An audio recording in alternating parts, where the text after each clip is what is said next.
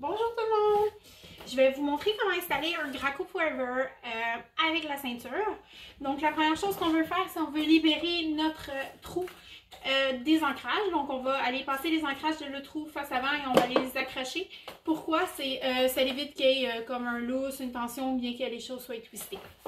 La première chose que vous faites quand vous avez un Forever, vous assurez que les porte-verres soient mis. Il faut vraiment qu'ils soient bien installés, ils ne doivent pas être capables d'être retirés. Et l'angle, elle est sur l'autre côté. Donc, idéalement, on veut avoir la bulle le plus à gauche possible, donc comme ça. Mais il faut qu'elle soit complètement sur la ligne bleue. Elle ne peut même pas dépasser d'un micro-cheveu. Donc, ça va être important. Mais elle peut être n'importe où dans la ligne bleue, c'est accepté. Donc, pour mon banc à moi, si je le mets à angle 1, ma bulle est complètement sortie. Donc, c'est sûr que ça ne fonctionne pas. Donc, pour mon véhicule, je vais devoir la mettre à angle...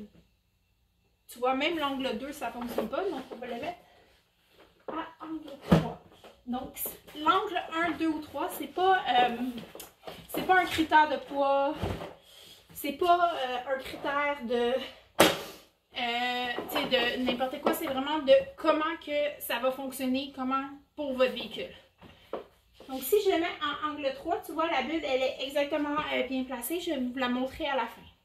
Donc qu'est-ce qu'on fait en premier, c'est qu'on va prendre notre ceinture et on va aller la glisser dans le trou pour que ça s'arrête.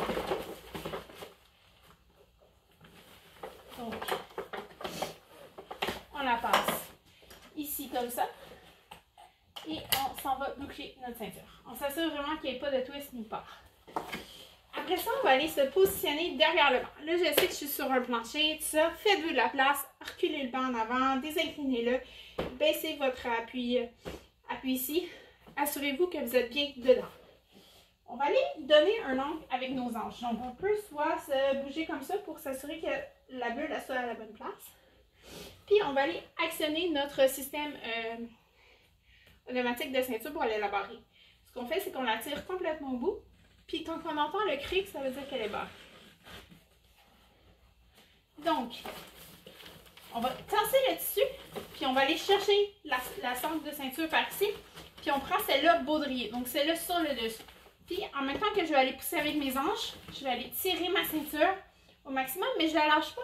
Je m'en viens la chercher avec mon autre main pour la rentrer dedans mon banc.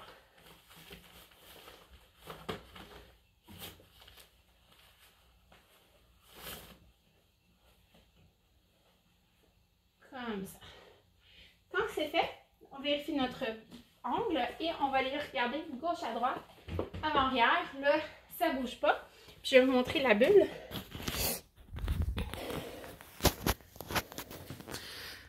Donc, on voit bien que la bulle, elle est sur la ligne bleue. Donc, tant que le banc ne bouge pas de gauche à droite ou avant-arrière au niveau des ancrages, là, si je le bouge de même, c'est le banc au complet qui bouge, OK? Et que le banc adhère bien complètement, que la bulle est correcte, c'est une installation sécuritaire. Après ça, vous avez juste à ajuster la hauteur pour votre enfant. Il faut que les sangles soient plus basses que les épaules. C'est bon? Passez une belle journée!